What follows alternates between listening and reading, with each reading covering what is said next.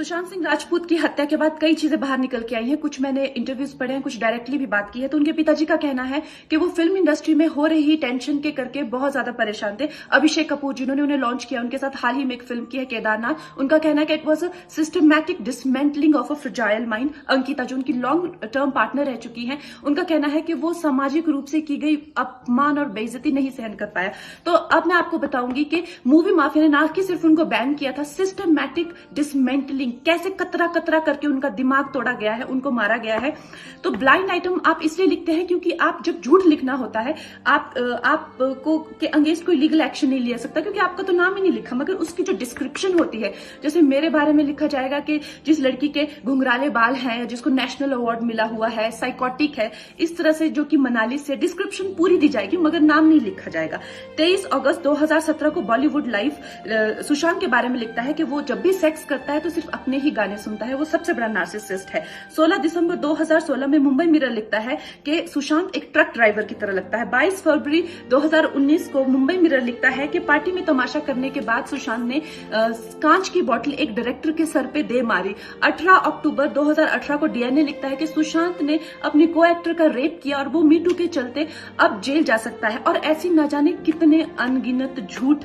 और ये जो बुद्धिजीवी जर्नलिस्ट हैं, ये जो चील कौए गिद्ध हैं जो मूवी माफिया के पाले हुए हैं, ये इसको मेंटल इमोशनल साइकोलॉजिकल लिंचिंग को जर्नलिज्म कहते हैं। मेरे बारे में आज तक जो भी कहा गया मैंने कुछ नहीं कहा, लेकिन जब एक स्वतंत्रता सेनानी के खिलाफ गंदगी लिखी गई, मैंने उस जर्नलिस्ट को कॉन्फ्रंट किया। आपको पता है उसी रात 4 सीनियर जर्नलिस्ट ने मेरे खिलाफ एक गिल्ड बनाई। ऐलान किया गया कि इसकी फिल्म को बैन किया जाए, फ्लॉप किया जाए। आपको पता है 3000 जर्नलिस्ट गैंग अप होते हैं एक अकेली लड़की पर, उसकी इमोशनल लिंचिंग करते हैं सरेआम, और ये समाज कुछ नहीं कहता, कानून कुछ नहीं कहता है।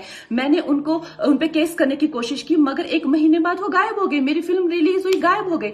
तो मेरा कहने का मतलब ये है कि अगर ये समाज जिस अन्याय की बुनियाद पर खड़ा है और कभी आवाज नहीं, आप ये पढ़ते हैं, चटकारे लेते हैं, कभी आपने सोचा है कि कभी नेपो किड्स के बारे में ये क्यों नहीं लिखा जाता है?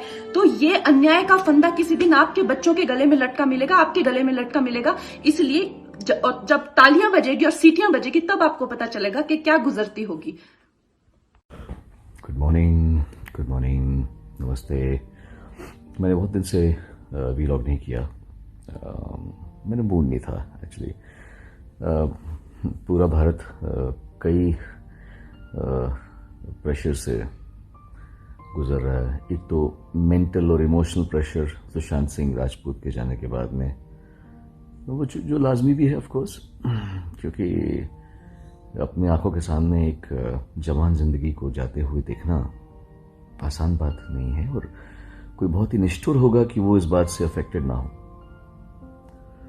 और ऊपर से फिर अभी इंडो चाइना का जो केस चल रहा है, और जो हमारे 20 जवान जो घंटों लड़ने के बाद में और तड़प के जो मरे हैं, आई डोंट नो वहां पर क्या कैजुअलिटी हुई है।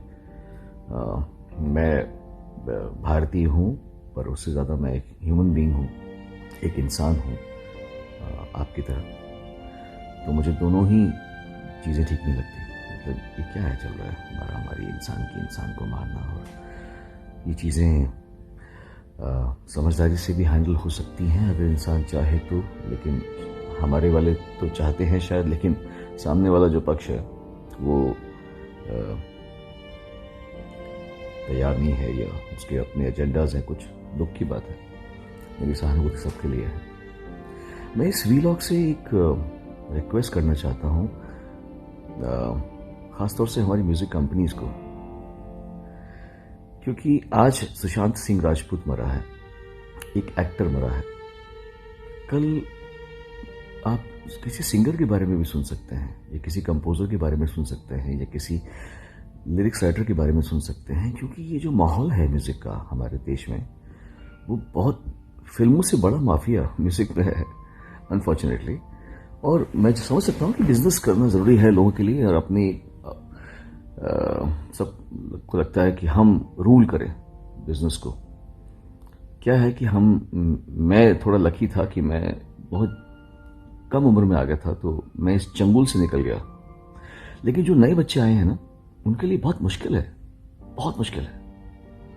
मैं सबसे बात करता हूँ, कितने लड़के लड़कियां आके मुझे बोलते हैं सुनो भैया ये, सुनो भैया वो, सुनो सर ये, सुनो सर वो। बच्चे हैं वो, कल क्या है वो यार, परेशान है वो कि प्रोड्यूसर काम करना चाहता है, डायरेक्टर काम करना चाहता है, म्यूजिक कंपोजर काम करना चाहता है, पर म्यूजिक कंपनी बोलेगी ये हमारा आर्टिस्ट नहीं है।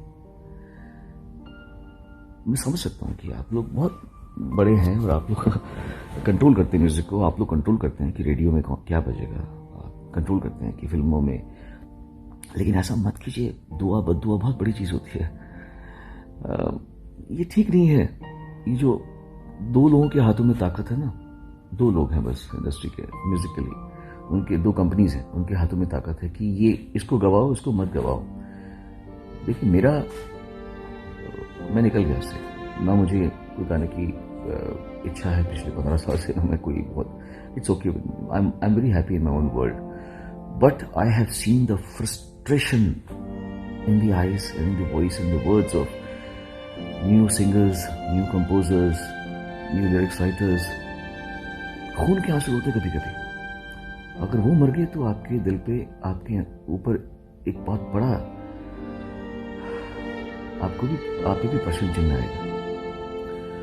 B a little more kind please to the newcomers, because ये सब गंधर्व लोग हैं, सिंगर्स, कंपोजर्स वगैरह जो होते हैं गंधर्व लोग हैं, इनको प्रताड़ित मत कीजिए। आप लोग इन पे थोड़ा सा इजी रहिए। मेरे साथ में ऐसा हो सकता है कि मेरे गाने मैं गा रहा हूं और कोई बोल रहा है कि वही एक्टर जिस एक्टर के ऊपर आजकल उंगलियां उठ रही हैं, वो एक्टर बोल रहा है कि इसको मत दबाओ, और उसने अरिजीत सिंह के साथ मिलकर रखा है। तो ये क्या है? मतलब अरे how can you use your power like that? मेरे कितने गाने मैंने गा रखे हैं जो डब हो चुके हैं, मतलब बोलते हुए भी मुझे एम्बैरेसिंग लगता है मुझे कि it's like you know, but this is humiliating isn't it? Because I don't ask for work. मैं तो नहीं बोला कि मैंने तो नहीं कहा कि मुझे बुलाओ गाने के लिए। तो मुझे बुला के, मुझसे गाना गवा के, फिर मेरे गाना डब करना, दिस इज लाइक, मतलब या तो मैं बोलूँ कि प्लीज हेलो मुझे गाना गवाओ, मैंने कहा गाने के लिए, मैंने गाने के लिए नहीं कहा। आप मुझे बुलाते हो, मुझे गाना गवाते हो, फिर मेरा गाना डब कर देते हो। मतलब this is funny as hell, especially because I been working since 1991 in Bombay, and I've been working since 89 in the music industry. 89 से मैं रिकॉर्डिंग कर रहा हूँ। मेरे साथ में ऐसा कर सकते हो तो छोटे बच्चों के साथ में क्या कर रहे हो यार आप लोग? थोड़ा सा इजी हो जाएगा। ऐसे एक ही गाने को 9 लोगों से गवाते हो एक ही गाने को। ये क्या चल रहा है? You guys need to just chill, be a little kind to the humane. एक थोड़ा ह्यूमेन होना भी आवश्यक है कि नहीं है? आपको लगता है कि इतना इजी है एक सिंगर को कि वो उसने 10 गाने गाए, 10 के 10 गाने डब हो जाए उसके, फिर 11वें गाने में उसको बोले तुझे हम सिलेक्ट कर रहे हैं? Isn't it wrong for the singers? Isn't it wrong for the lyrics writers to be paid pittance? Isn't it wrong for the music composers कि तेरा गाना, तू मेरी कंपनी में का आर्टिस्ट है तो मैं तुझे काम दूंगा, वरना तेरा काम कितना भी अच्छा हो मैं तेरे से काम नहीं करूंगा? ये थोड़ा ठीक नहीं है मेरे ख्याल से। So you see, I am done with this, but please don't torture the younger ones. Really, इतना अच्छा स्पेस नहीं है। Please step into their shoes and please try to understand. They need you. They need your help. They need your kindness. They need your grace. थोड़ा सा kind हो जाइए आप लोग यार, ऐसा मत कीजिए।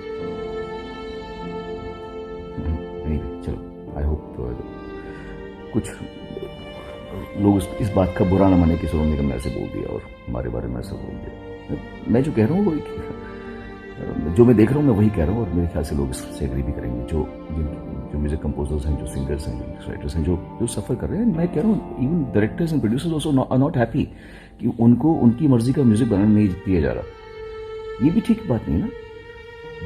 मुझे तो डायरेक्टर्स भी जब मिलते कहते सर हमको ये गाना चाहिए नहीं, पर म्यूजिक कंपनी बोलते कि ये गाना हमको दे रहा है। तो ये थोड़ा रॉन्ग है। क्रिएटिविटी दो लोगों के हाथ में नहीं होनी चाहिए। It's enjoy the bliss of everybody's grace, everybody's music, everybody's talent, आप ही बताओगे तो फिर म्यूजिक कितना कम छोटा हो जाएगा ना। पहले म्यूजिक कैसे होता था? राज कपूर का अलग म्यूजिक होता था, है ना, और ओपिनियर का अलग म्यूजिक होता था, शंकर जयकिशन का म्यूजिक राज कपूर के लिए अलग और वसंत बहार के लिए अलग। तो मतलब कितना सबका अलग, इतना वेरिएशन था पहले। अभी म्यूजिक बड़ा संकुचित सा होता जा रहा है। तो और लोग सुसाइड ना कर लें, तो थोड़ा सा आप लोग काइंड हो जाइए.